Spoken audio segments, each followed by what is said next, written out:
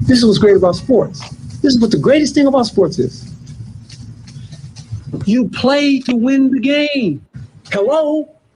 You play to win the game.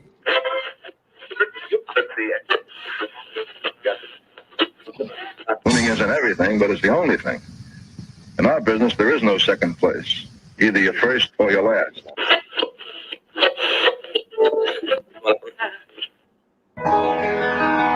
Ain't this what they've been waiting for? You ready? And now, the W with Walls and the crew. Good morning. Where winning isn't everything, it's the only thing. On 100.1 FM. Good morning. And Facebook Live.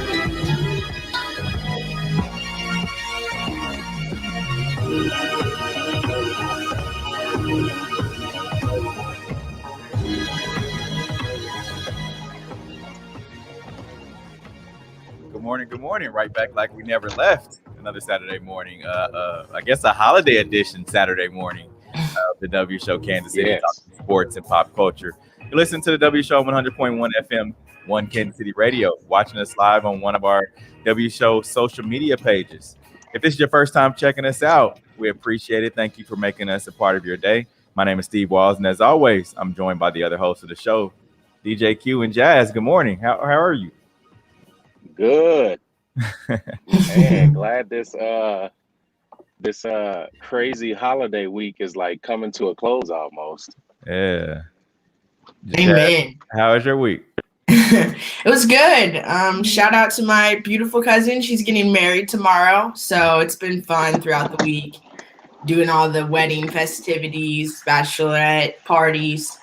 We've had a good time. So I'm excited for tomorrow. Yeah. I'm excited about that because you've been talking about it for like the last year, like getting ready. Like, oh, we're going to Vegas. First time in Vegas, then COVID. Right. Doing it from home, so it's cool. Right. We still made it fun though, even here in Kansas City. We had to put a little twist on it. But I'm super excited. I can't wait. That's cool. Happy to hear that. I know Q's been very busy. Memorial Day week. Of course, his daytime job is a DJ. So he provides the moves for a lot of the events that are happening around Kansas City that he does. So I'm sure this week has been, as he said, very eventful. Definitely. Really the past, I would say the past month, things have really been picking up, just with the state, both sides of the state line really opening up. And I've had a tough time with Google Fiber, so that's why I've been on my phone the past couple of weeks. They're treating me like a redhead stepchild. But hopefully by next week I'll be up, back in my cubby. Oh yeah, of course. And before we start the show, I'd like to send a quick congratulations to Kansas City native and friend of our show, Ed Wilson. He's been named interim head coach of the Lincoln University men's basketball program. So we want to applaud him on that. You of course is down right down the road from Kansas City, about about an hour and a half, hour and 45 minutes down in Jefferson City. So congratulations to Ed Wu. Yeah, definitely. Congrats to my man. And coming up on today's show, the Kansas City Nike store closed its doors last Saturday. Very surprising. Sad to hear that as well. We were close with, of course, the manager, Denny. We did our show from there a number of times. So sad to hear that, but hopefully they can open up somewhere local soon. Coming up, also, what's going on with Julio Jones and the Falcons? Could Kansas City be a potential landing spot? We will find out our thoughts today. And also, coming up in about 30 minutes, we will have our Snickers of the Week during our Hater Love It segment. Let's get to today's headlines. And now, here are the biggest sports headlines from this week. We bring them to you every Saturday morning on The W with Walls and the Crew on 100.1 FM and Facebook Live. And sadly, the Kansas City Nike store on the Plaza has shut its doors for good. Nike did not provide a reason for its closure. Fox 4 has reached out to Plaza management for details. The site has also been removed from the Plaza's website. Steve, we'll start with you. This is another COVID-19 strikes again moment. This one's tough though, because being at the Nike store, like I said earlier, is one of the places where we've done our show from numerous times. The manager, Denny, and the rest of the crew over there have always, welcomed us with open arms. And I mean, hopefully they'll find another location soon, maybe downtown or somewhere. But with the money that Nike has, you really don't. Nike is like McDonald's. Like, have you ever seen a McDonald's close? I mean, unless there's construction or something like that, but you just don't see it all the time. And so, I've never really seen a Nike store close, especially only after 4 years, so it just seems, and I know Q, you have a lot of thoughts on this, but it just seems to be so abrupt. It happened very quickly. And I kind of want to know the backstory on this. Yeah, it seems like there could be a lot going on, and it seems like, to me, it seems like a battle between corporations, and then a mix of COVID-19, really just things changing very abruptly, and we should be used to it by now after a year of things just changing so rapidly. But yeah, I hope that they find another location, because it was good doing the show around those guys. Yeah, and they always hooked us up with free merch. Jazz, you weren't a part of the show yet, but we got all the free merch we could get: shoes, track suits, shirts, all the good stuff. So they took care of us over there. Man, I'm just missing all the fun stuff, huh? No, and this one really shocks me too, because I felt like Steve said, that Nike is such a powerhouse that you would have never thought that they would go under during COVID. Like you just assumed that Nike was always going to boom regardless, always having new shoes out. So this one was pretty shocking to me if it did have something to do with COVID. Yeah, and it's the plaza. Like, and I understand, the whole Nike outlet store, so to speak. It's not like a Nike regular retail store. And the plaza doesn't want to be known as an outlet location.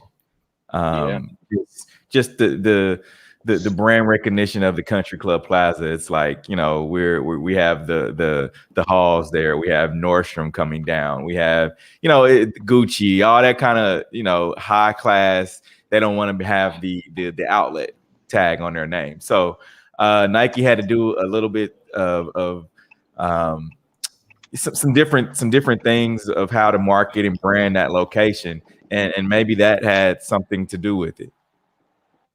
Yeah, and that's what it is. I think the plaza is going in a different location, not a different location, but a different direction as far as their branding, and the high esteem that they like their establishments to be viewed in. And we've seen it with Houston's being replaced. We've seen it with a couple of different establishments down there that you were kind of surprised that they closed after so long. So yeah, and it's sad, but those guys will come back around soon. I'm hoping. We're all hoping. I know that. Sure. I am, so I can get some free merch, apparently.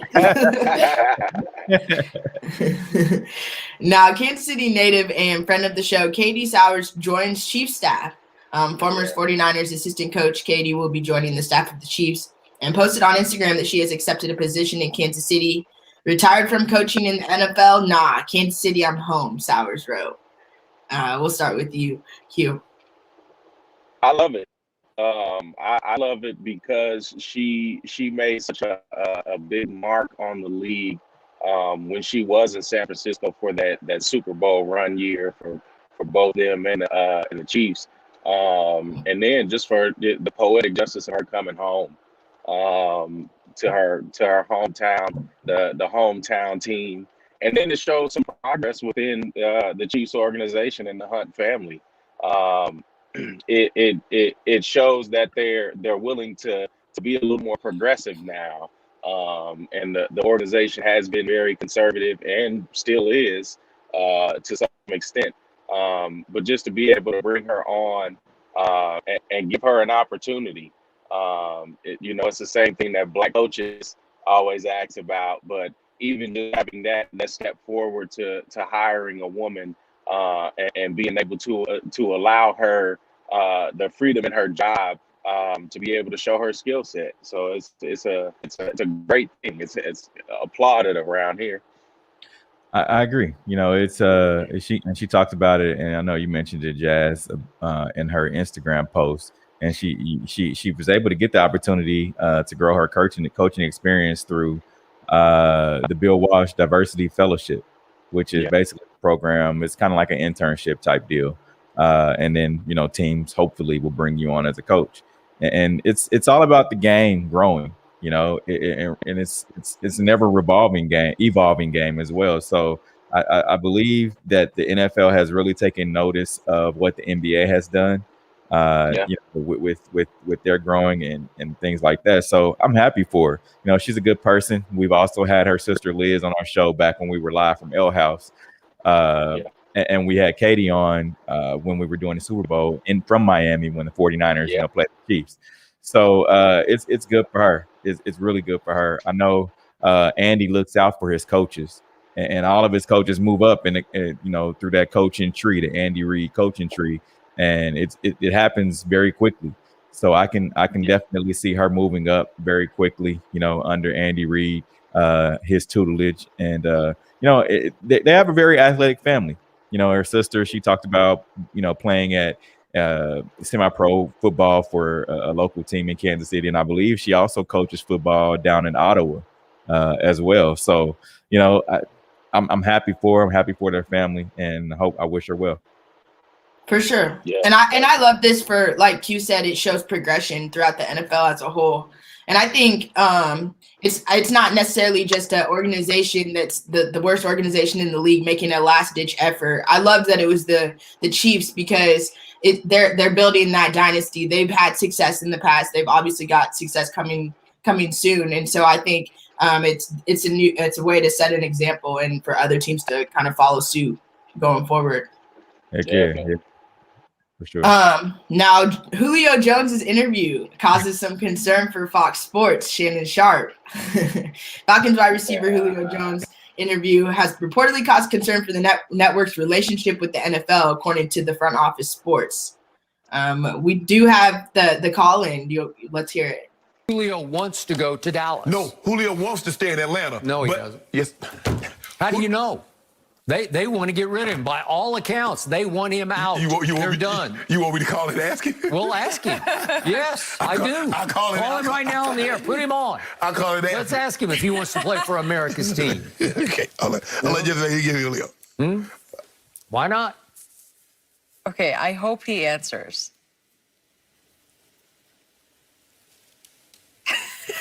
Are we calling? Okay, we are calling. We're calling.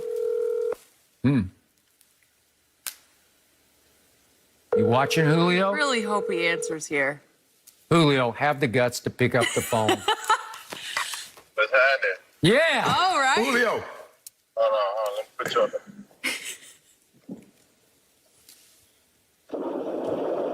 Can you hear me? I got you. This is your favorite uncle. What's going on, bro? Man, nothing much. About to go meet up with my brother. What's happening with you? Man, look.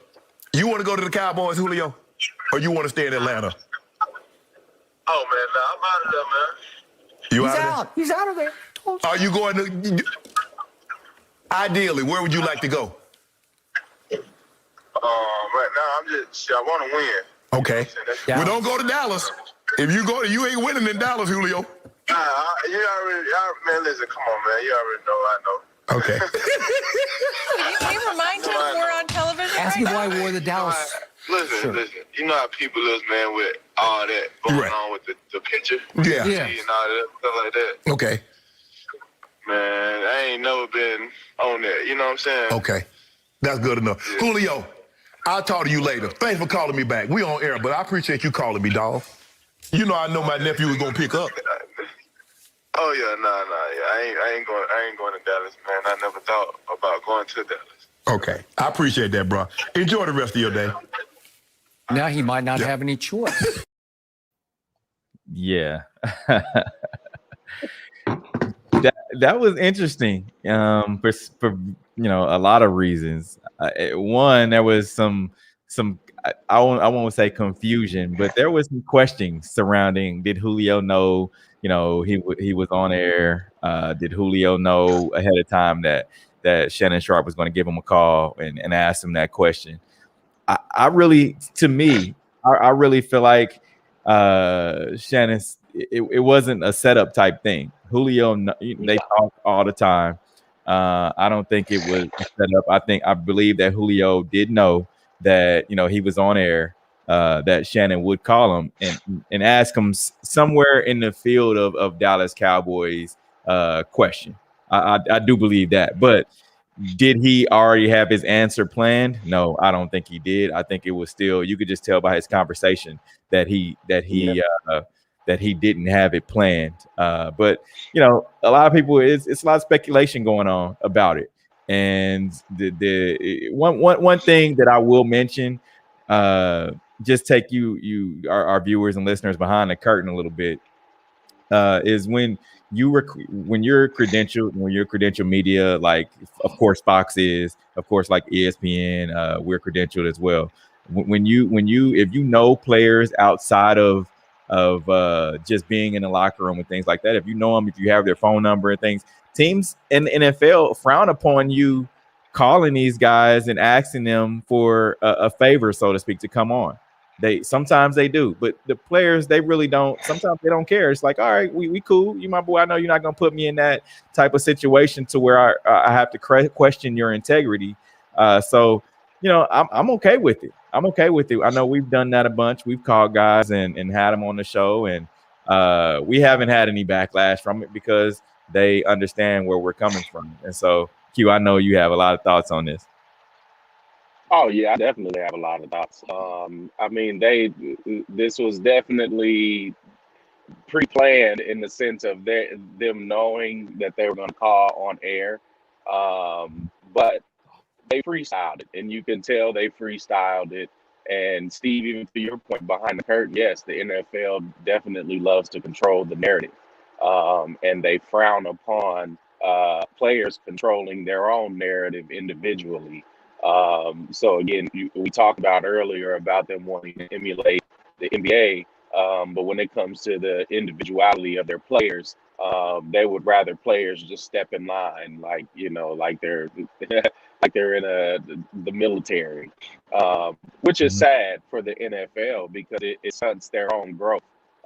You don't grow with your players, and just having that hard dictator vibe on your own players is just silly, and it's just tough for the growth of the league as a whole, not even just for the players. But yes, Julio and all of these players now have brand managers, and for your brand and your your PR, you're gonna find ways to get out of a situation. Just like Deshaun Watson expressed that he wanted to get out of Houston, and then we saw the team on the retaliate, and we saw how messy that got.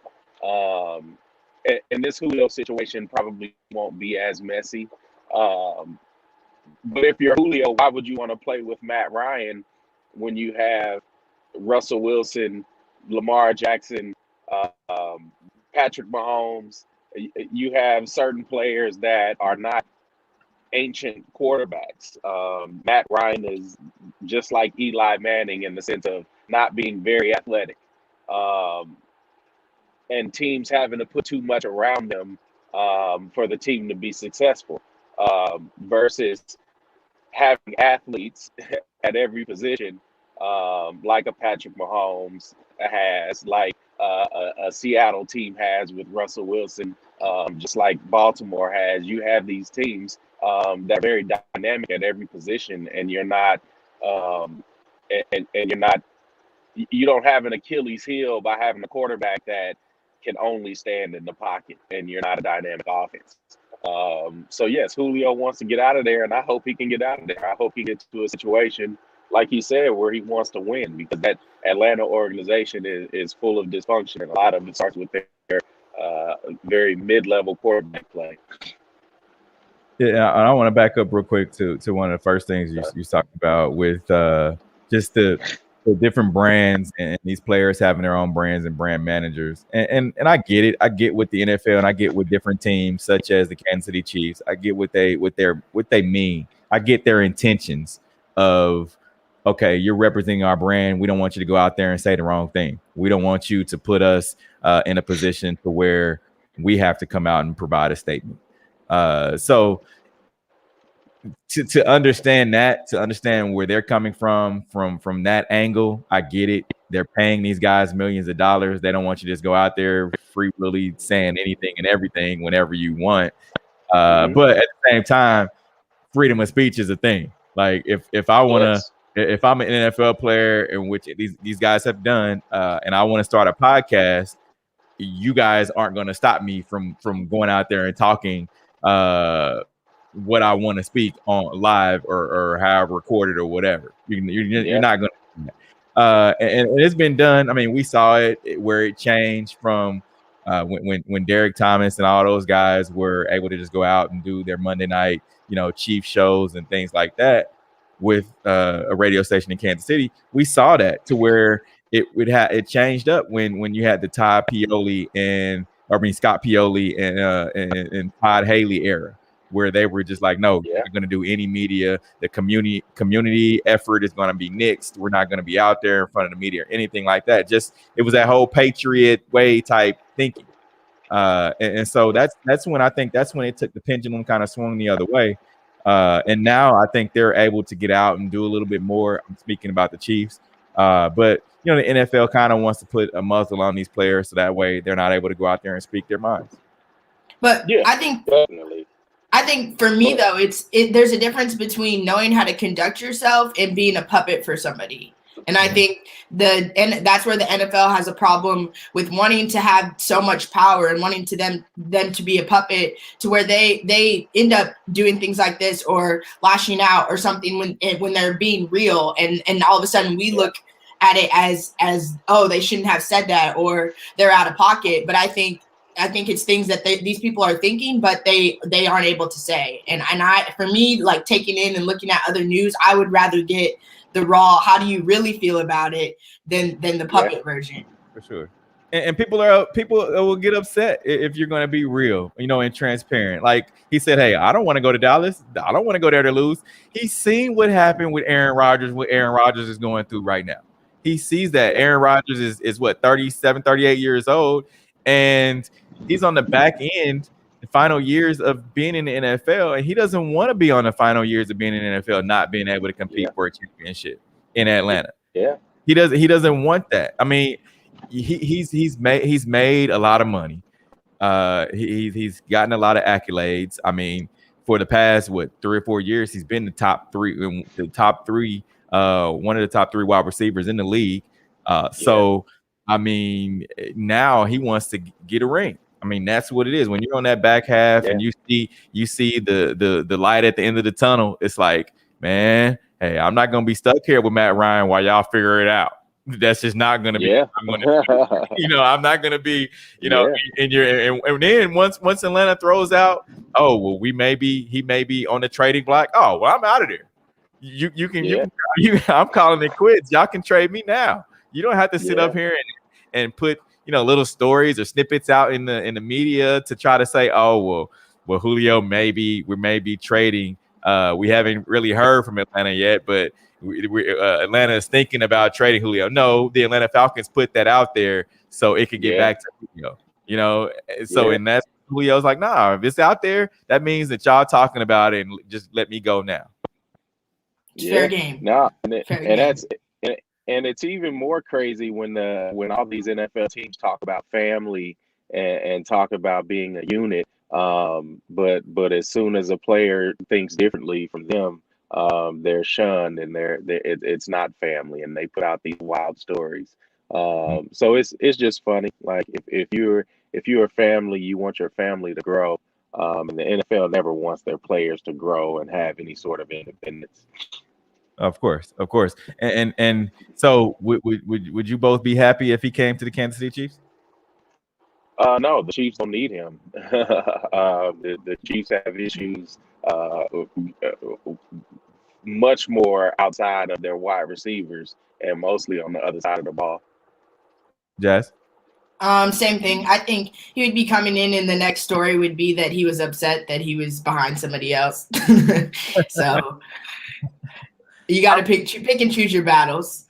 Yeah, I don't think he'd be upset. I really feel like he would mesh well. He understands. I know he could go anywhere and be a number one. And that was the whole deal with the Juju Smith-Schuster thing. Is like, all right, he doesn't want to come here because he doesn't think he's a number two. He doesn't want to play, second tier to Tyreek Hill, which a lot of guys don't want that. But if you look at a guy like Sammy Watkins, Sammy understood he sees the light at the end of the tunnel, and he understood that he's going to be a legit number three or number two. And when you see all the coverage that Tyreek Hill gets, you're going to get most of the passes. I mean, come on, Julio Jones, if he was to come to the Kansas City Chiefs, the teams would have to prepare for him. And I said this about Sammy. I'm like, all right, teams still have to prepare for Sammy Watkins. Sammy's not going to get the doubles that he used to get, when he was in the early years of being in the league, but he will, be able to thrive within this offense. And I feel like Julio will get his fair share of balls thrown to him. Well, and I think one thing that you're missing, and I think Jazz kind of like misappropriated her comment to Julio, because I think the person that would get the player that would be upset on the team about not getting enough balls, and I think that would be 87. I don't see Julio. I don't think we've seen Julio do that. But in the end, yes, I think it's going to be too many chefs in the kitchen. You can't give Tyreek enough balls, and then also give Julio enough balls, and then also give 87 enough balls to make everyone happy. And when you look at these contracts, a lot of these contracts have benchmarks that they have to reach, especially when it comes to stats. And those stats matter. So that's why you hear players talk about not getting it enough, because if you set this benchmark for me, then why is your quarterback throwing me the ball? And I think with Julio and Tyreek, Travis Mike could get lost in that. I don't know, Q. I just talking to Travis and hearing him say, a few years ago, yeah, I may have had an ego, but the ego is out the window. I know what it feels like to win a Super Bowl. I've been paid. I know what that Super Bowl feels like, and I also know what a Super Bowl loss feels like. So if he was in the early stages of trying to get a deal, but Travis is on his third deal. So he's been paid, man. So it's like, now all I want to do is win. I want to go down and be the top tight end in the NFL. Yeah, you can say that when you're the leading receiver, but then when you start falling to the third and fourth leading receiver on the team, and your bonus comes at 100 catches, and you're middling around 60 catches at week 10, it becomes a different conversation. Yeah, it takes a different guy. It takes a different personality to be able to accept that. Definitely. Yeah, because you could almost liken that to KD going to the Warriors. True. And Steve, we know how you hate, guys joining championship teams. So you shouldn't like this at all. This is different, man. This is different. This is where it hits home. This is much different. because not LeBron or KD. I got you. All right. Now, for Steve's sake, we're gonna take a quick break. Coming up, we'll continue our top headlines discussion, starting off with the NBA playoffs. We will discuss this when we come back. This is the W Show. You're tuned in to the W with Walls and the Crew, where winning isn't everything; it's the only thing. On 100.1 FM and Facebook Live. Dre, when he was younger, he loved to smile. And we knew he would need braces because his teeth were coming in funny. That's when he had the bunny rabbits. We called them the bunny rabbit. Now, those are the same two front teeth there that they are now. Then Dre ended up having to wear braces for 5 years because he never made it to appointments because he was busy playing basketball. If he missed practice, he don't get to play in the game. This is the picture that was on the front page of the newspaper. All you can notice is the braces. Then once he got to Michigan State, he broke the retainer. My bottom teeth, they were really crooked, and I just wasn't getting braces again. Small Direct Club fits into my lifestyle so well. The liner is so great. It's easy to just grab it and go, and then I can change on the road. I did photo shoots with my liners in, and you can't see them. I wish Small Direct Club would have been around when I was paying for them. I wouldn't have had to take them out of school. I wouldn't have had to miss work. It's like a great feeling to have good teeth. A smile is a first impression. That's why I think having a great smile is so important. You're tuned in to the W with Walls and the Crew, where winning isn't everything; it's the only thing. On 100.1 FM and Facebook Live. Remember to interact with our show. Use hashtag, talk about it, message us, and we'll talk about whatever topic you want. Starting off, we have the NBA playoffs are underway. Let's dive into what we have seen so far. Looking at the Eastern Conference, Philly leads Washington 2-0. Atlanta leads the Knicks 2-1. Milwaukee is up 3 games over Miami. Brooklyn leads Boston 2-1. What are you guys' thoughts about the Eastern Conference playoffs first round games? I was excited about the Eastern Conference. You have Brooklyn. You have the Knicks were playing well going into the playoffs. And I kind of wanted to see what Washington was going to do. Russell Westbrook has been he's never been deep into the playoffs. So just looking at the Philly Washington series, am I surprised that the 76ers are killing Washington and leading them 2 games to nothing? No, I'm not very surprised about that. I felt like Philly would move on. Then when you look at the Atlanta Knicks, I thought it'd be a little bit more even. I thought it would be more competitive, so to speak. But now when I'm actually watching the game, I'm like, all right, Atlanta has a lot to prove. They have a lot to play for. Yeah. With Trae Young, I think they're out there balling. Then when you look at Milwaukee, I'm very surprised about this.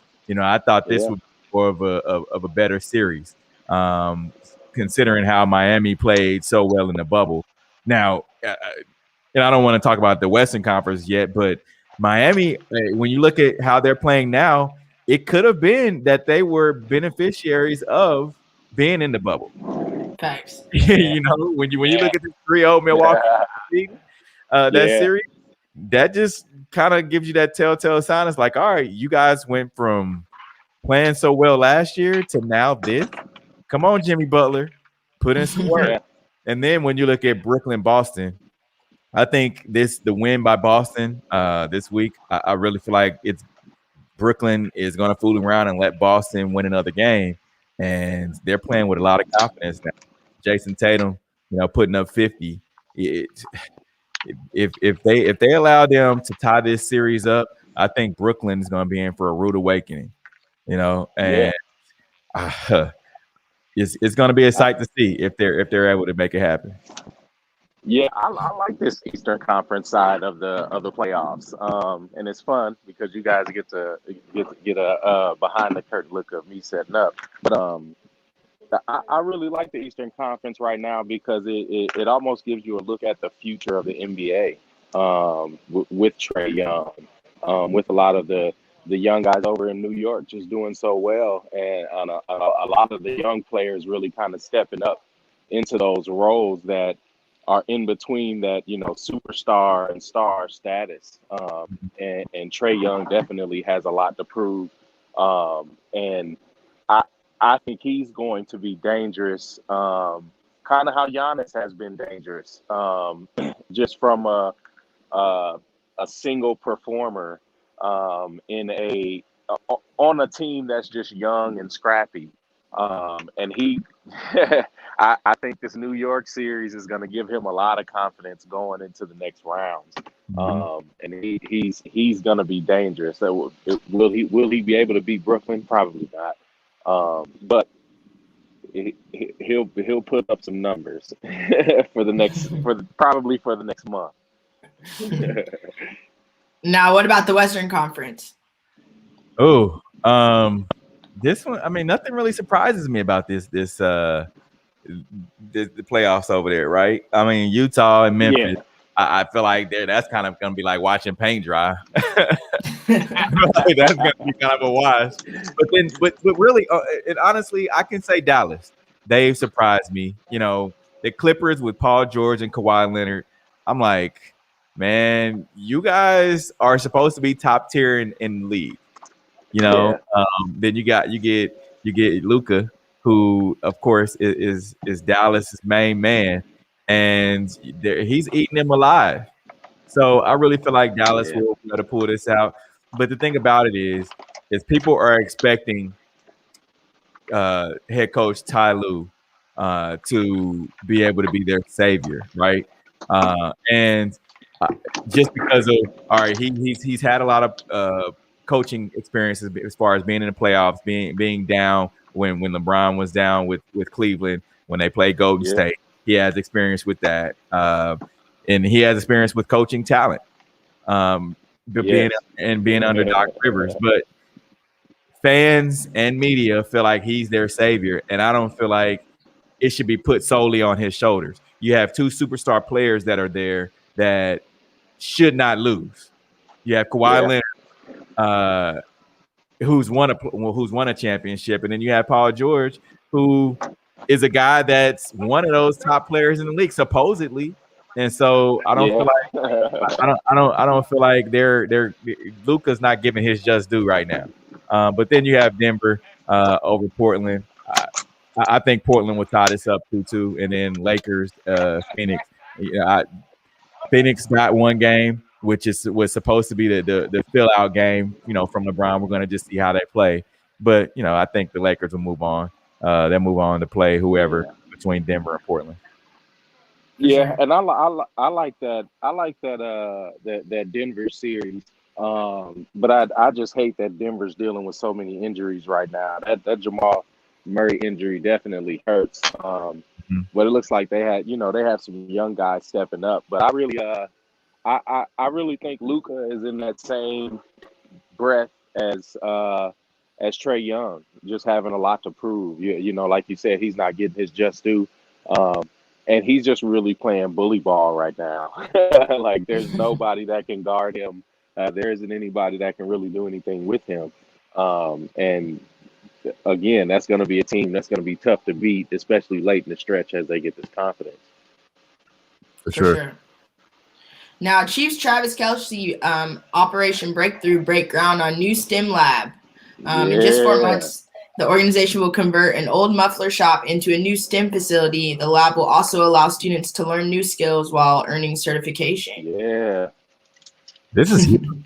This is definitely very huge. We talked about Travis getting paid, right?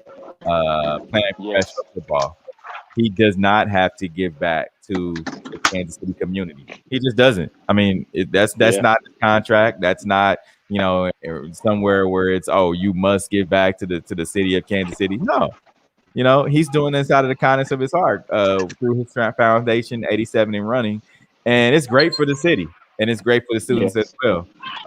And giving back to a neighborhood that has had some blighted, buildings, but now has that turnaround, which I'm talking about, that truth area over by 31st Street, that 31st Street area.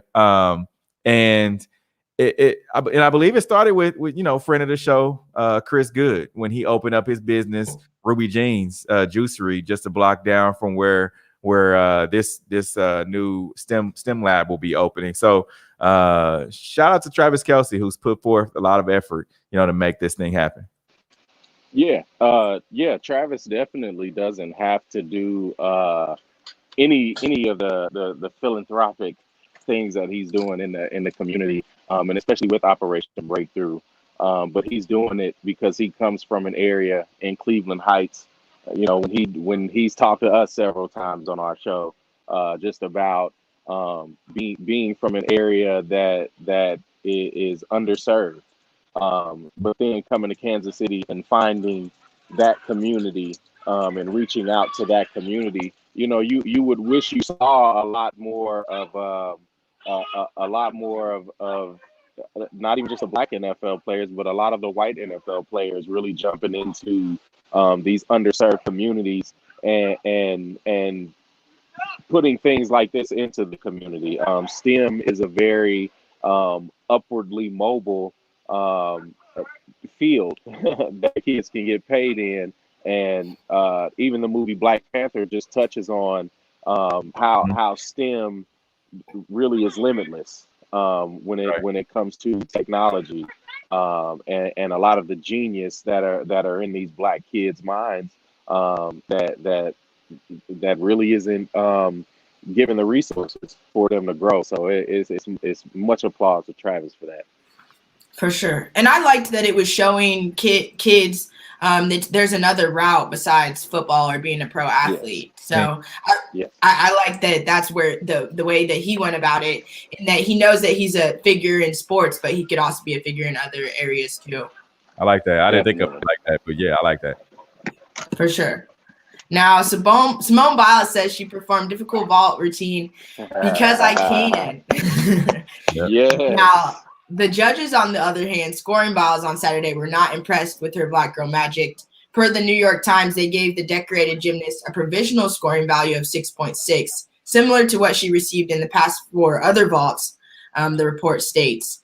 But this specific vault has never been landed by a woman in competition. So I think that's quite interesting. Steve, we'll start with you. Yeah, Simone is the thing about this. Before I say what I want to say, she had, I don't know if our viewers and our listeners were able to see this, but she had these this rhinestone. I guess you call it like what, leotard? Is that what you call it? Yeah. So Yeah. she had in rhinestone on the back of it. She had a goat. Yeah. She had a goat and rhinestones in the back of it. And I got to thinking, I'm like, who is the greatest gymnast of all time? And I'm like, is it Simone Biles? Is it It's what was looking it? like it. What was it like? Dominique Dawes? Yeah, that was who I grew up watching. So is it Simone Biles? I guess that's my question. I don't know. She's making the case for herself of being that, just in her dominance, and just even in this move. You look at the standard of gymnastics is definitely the white athletes. So to even for Simone Biles to come out and do a move that's supposedly not possible to do, and she just does it in regular exhibition just to show off,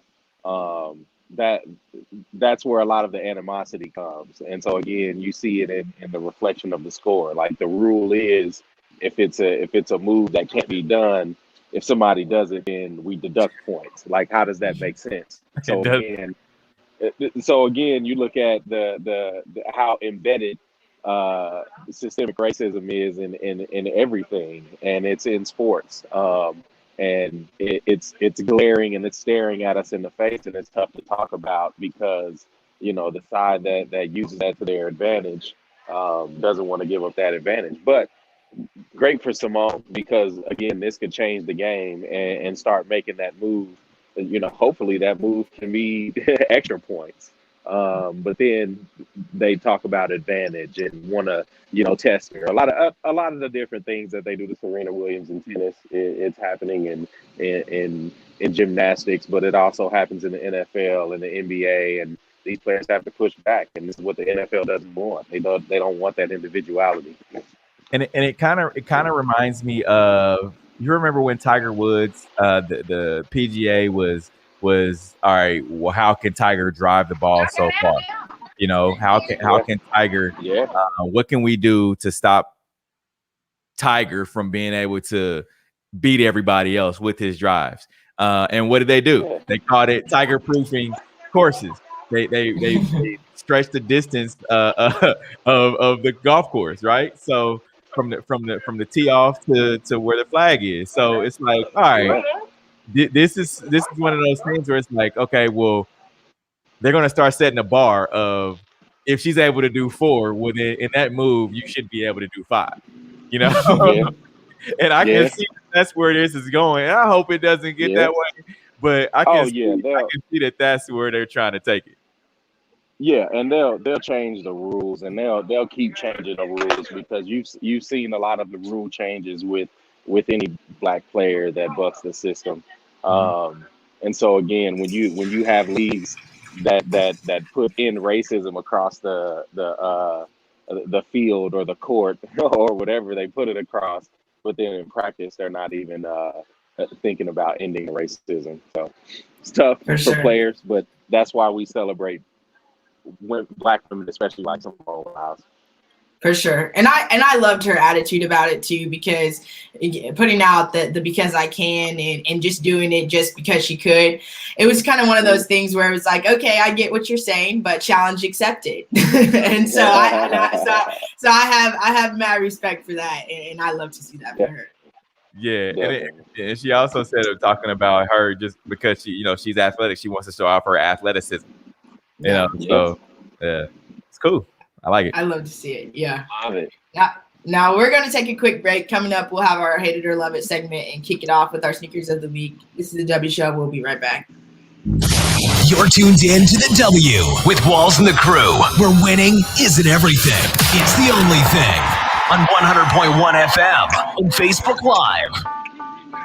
Drake, when he was younger, he loved to smile. And we knew he would need braces because his teeth were coming in funny. That's when he had the bunny rabbits. We called them the bunny rabbit. Now, those are the same two front teeth there that they are now. Then Dre ended up having to wear braces for 5 years because he never made it to appointments because he was busy playing basketball. If he missed practice, he don't get to play in the game. This is the picture that was on the front page of the newspaper. All you can notice is the braces.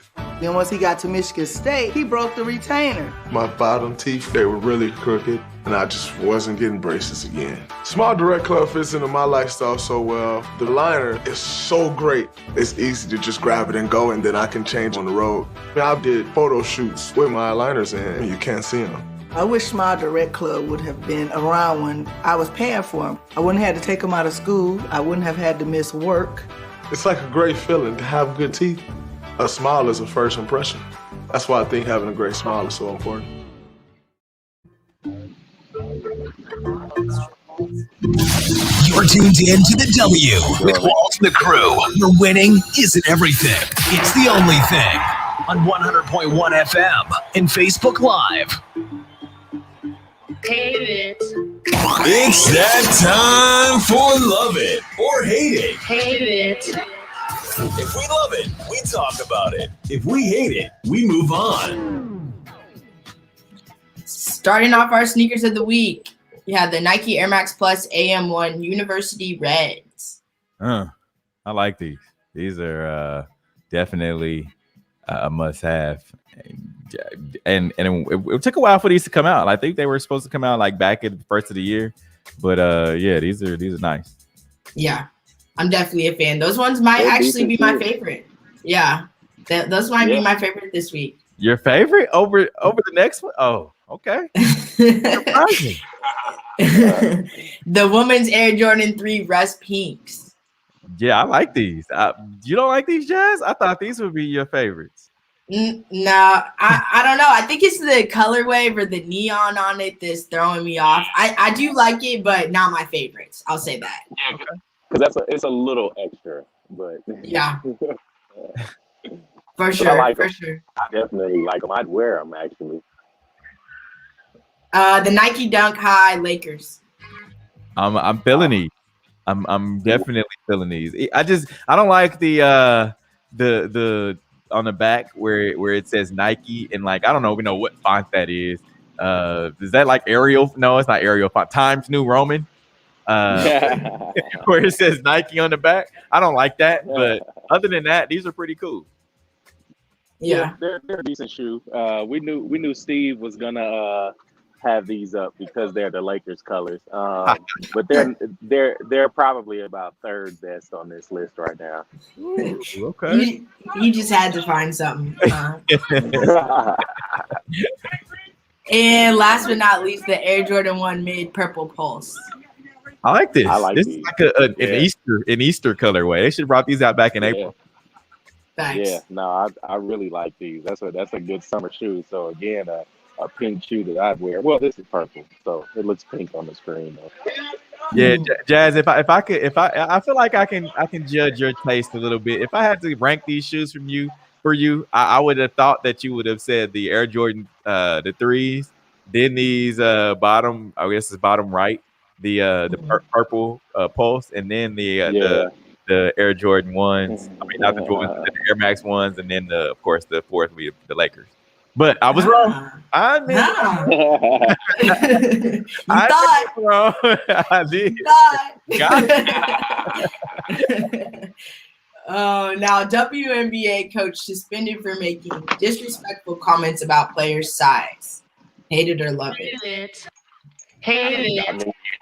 You hate it. Like, isn't sports a game where you want some of the biggest and the fastest players? So it's like it just makes no sense, you know. Let's hear from Liz. So something went down in today's game, and I need to speak on it because if there's one thing about me is that I will never let a man disrespect me. Ever, especially a little white one. So to the coach of Connecticut, I'm sorry, little sir man, I do not know your name. But the next time you try to call out a referee, trying to get a call being like, come on, she's 300 pounds.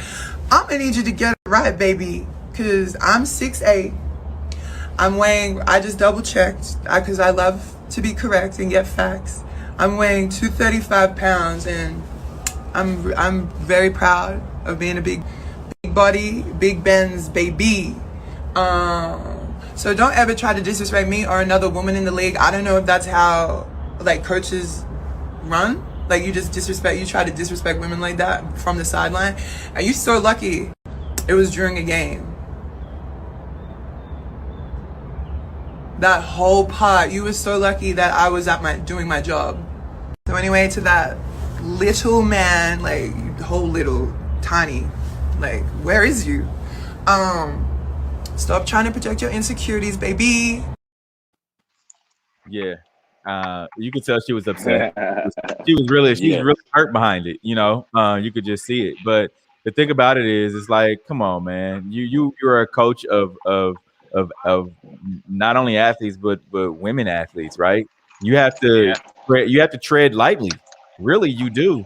When it comes to the words that you use and being disrespectful, because that's exactly what it was.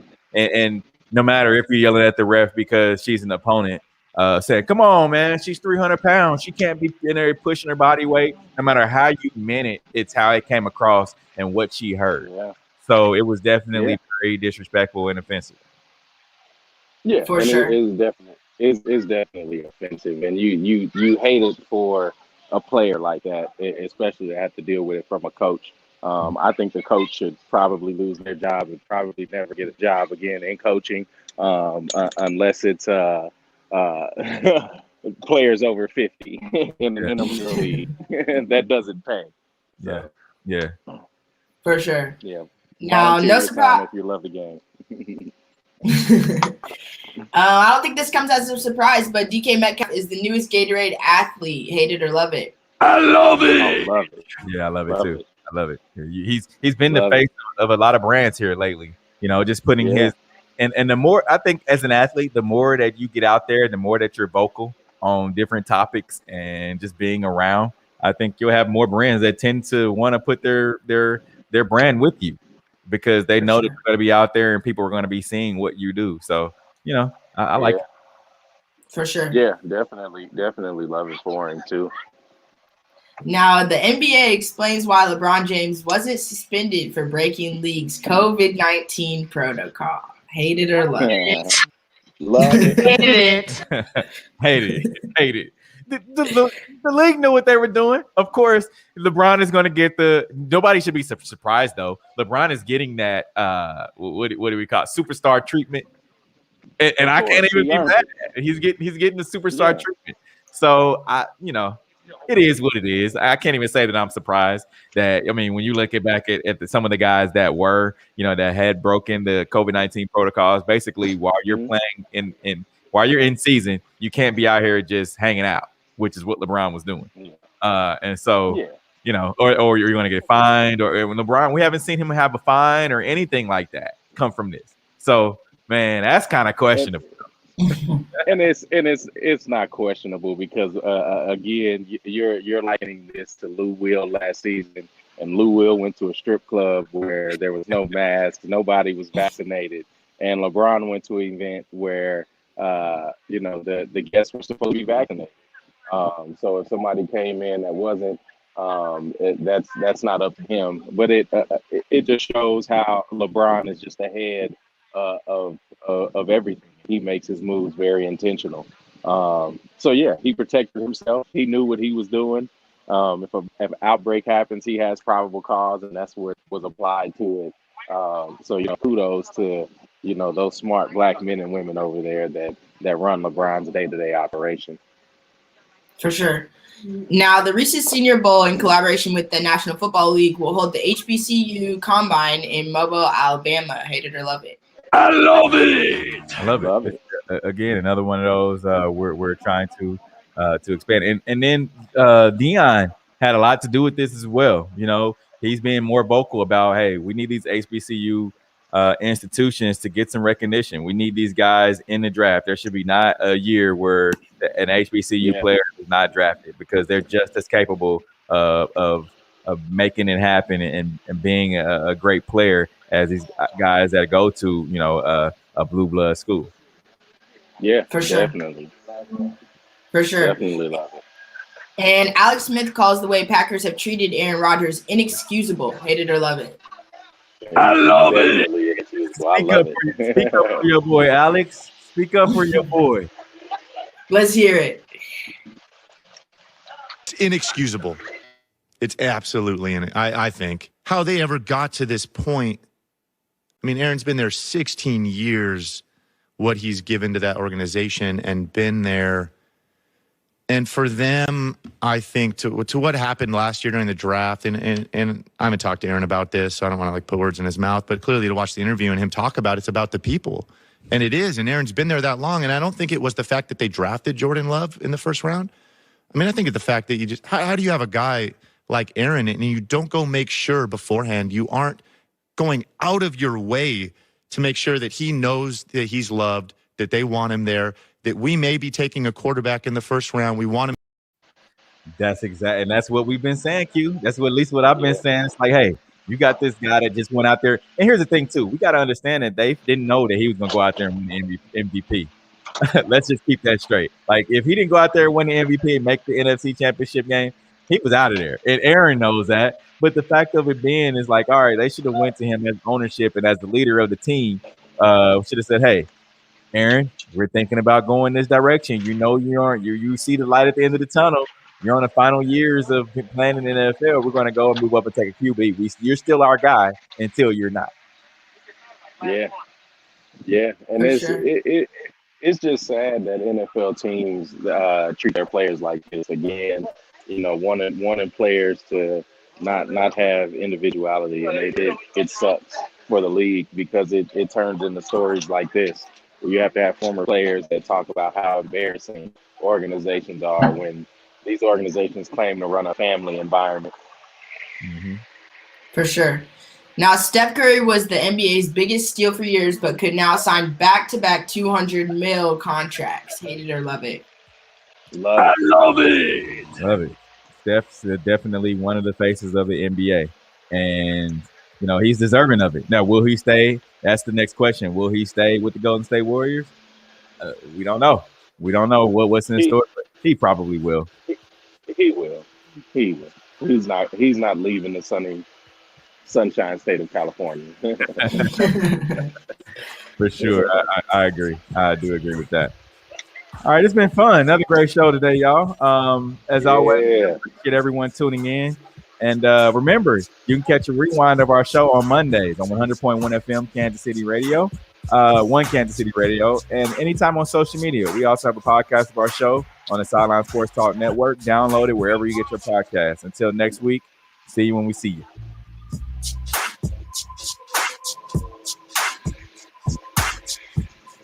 The views and opinions expressed on the W Radio Show by the hosts, co-hosts, guests, and call-in listeners are solely the opinions and responsibility of the original source who expressed them. They do not represent the opinions of the W Show, 100.1 FM, One Kansas City Radio, Sideline Sports Talk, Team Wall Street Foundation, or affiliates.